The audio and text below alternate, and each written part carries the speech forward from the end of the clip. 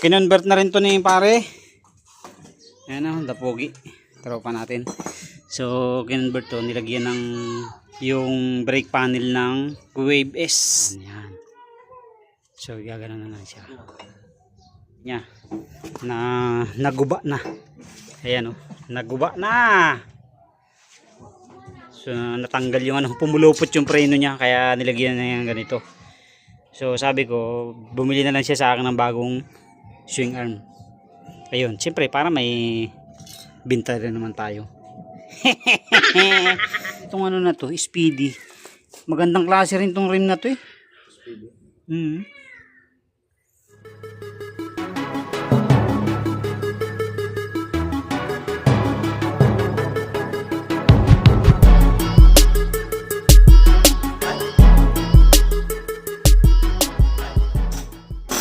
Yeah, what's up mga katitan? Welcome back to sa ating YouTube channel. Kamusta po kayo? At meron tayong pinapalitan ng swing arm dito na RS125. So, kinonvert na rin to ni pare. Ayan o, dapogi. Tropa natin. So, kinonvert to. Nilagyan ng yung brake panel ng Wave S. Ayan, dito na siya nakasalpak. Hindi na siya brake arm o yung brake rod or brake bracket. Ayan, yung diba doon nakakabit yun. Tapos may ganito pa. Mayroong bakal na nakasuot dun sa brake panel. So dito hindi na, nakasalpak na yung ganyan. Ayan. So gagana na lang siya. Ayan.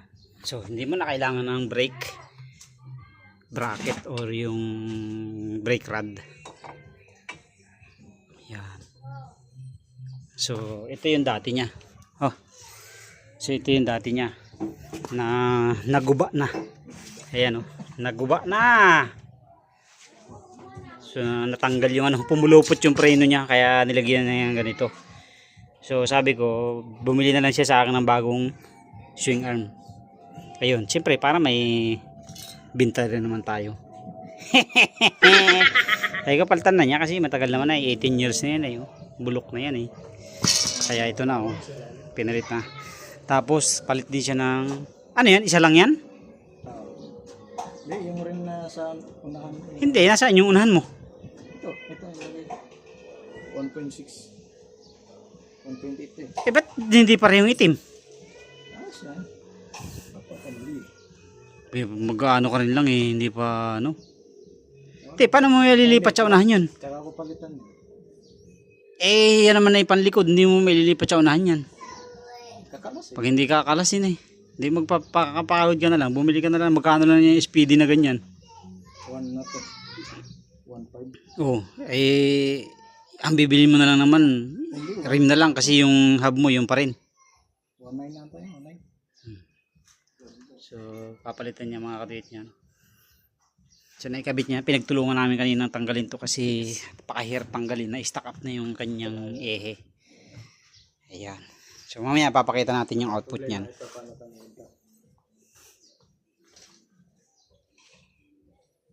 Pinapalo lang yan? Tema? Naka-tornilyo yan. Ayan na yan. May thread Ay, din. patay ka. Ang gagawin mo dyan, ano? Kakauntaran. Hindi. Bagong tornilyo na ang gagawin mo dyan. Patingin niya nun. So yun yung ano niya. Patingin niya nung ano mo. Brake hub mo. Ano? Flanges mo. Wala pa palang bearing yan boy. Maglalagay ka pa ng bearing dyan. Meron naman tayo dyan. Meron dyan. Kasama nga yan sa system. Naka-counter pala to. Dapat bumili ka na ng ano. Buti kung matanggal mo yan boy. Nakadikit yan eh. Nilalagyan ng dikit yan eh. Hindi, naka-tornilyo dito. Parang sa tambot ko dito. Kaya nga, nilalagyan ng dikit yan. Kaya swerte mo kapag natanggal mo. Anahan mo sa kabila, sprayan mo nung ano. So ito yung ipapalit. Kaya lang wala pang tornilyo rito.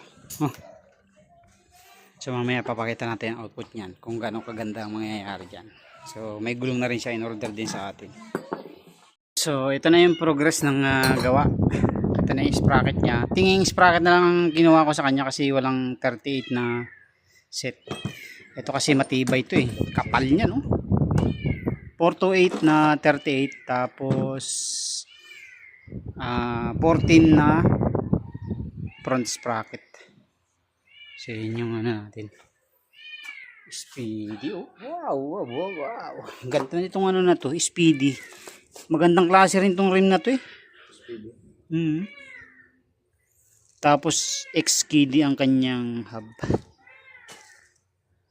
Anong size nito? Size ng lapad nitong rim? 1.5? 1.8. Ay, mas malaki pa pala to. Ayan oh. Lapad siya oh. Tapos tubeless natin. May pito ka? Wala. Wala. Meron man dyan. So ilalagay natin ay tubeless na 9080. Ito mga kadoy, tubeless to. Yan. Ito yung tubeless namin nung binili. Sapin yan. Sa akin din ginawa itong Michelin nito. Walang sapin yan. Tubeless to. Basta tubeless na gulong ang bibilhin nyo, ay pwede yan. Basta lalagyan ng tire sealant. Ayan o, tubeless yan kung mapapansin nyo. Ayan, tubeless. So, pagkahangin nyo, di lalapat na siya. Papasingawin nyo ulit and then lalagyan nyo ng tire sealant.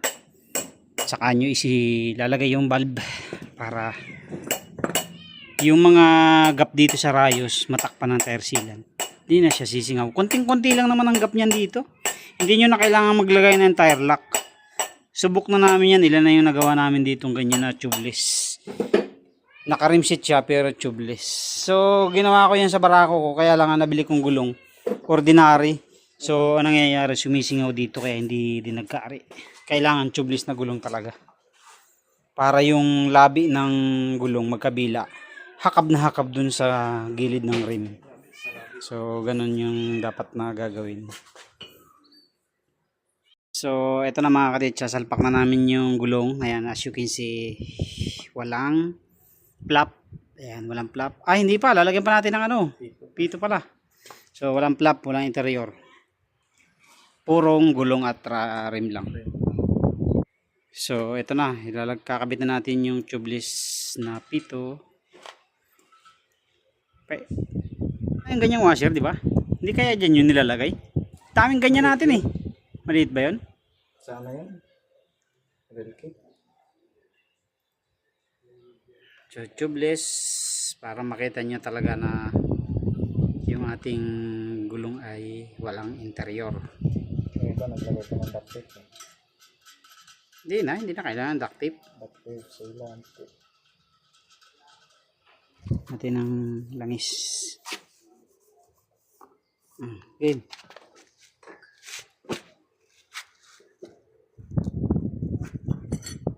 Nako. Lagyan mo na sa pindoy. So ito na mga karits, ay nabahaba ng prosesyon. Ay hindi natuloy ang tubeless. Oh no! May mga bagay talagang mahirap ipilit.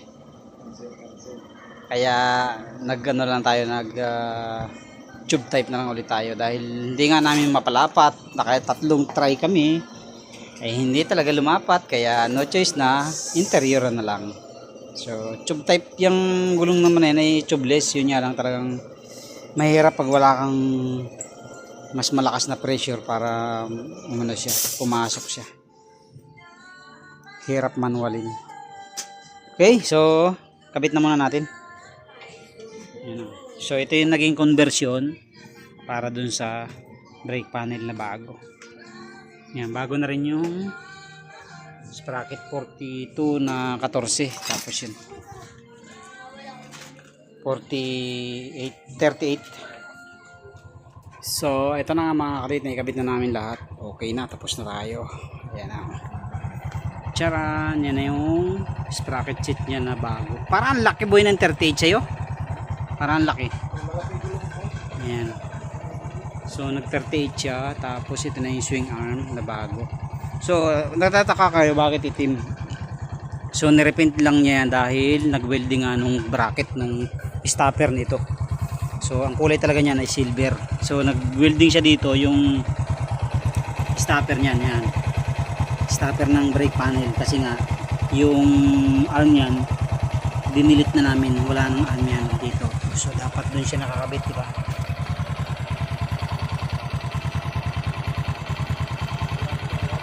dapat may nakakabit siya dito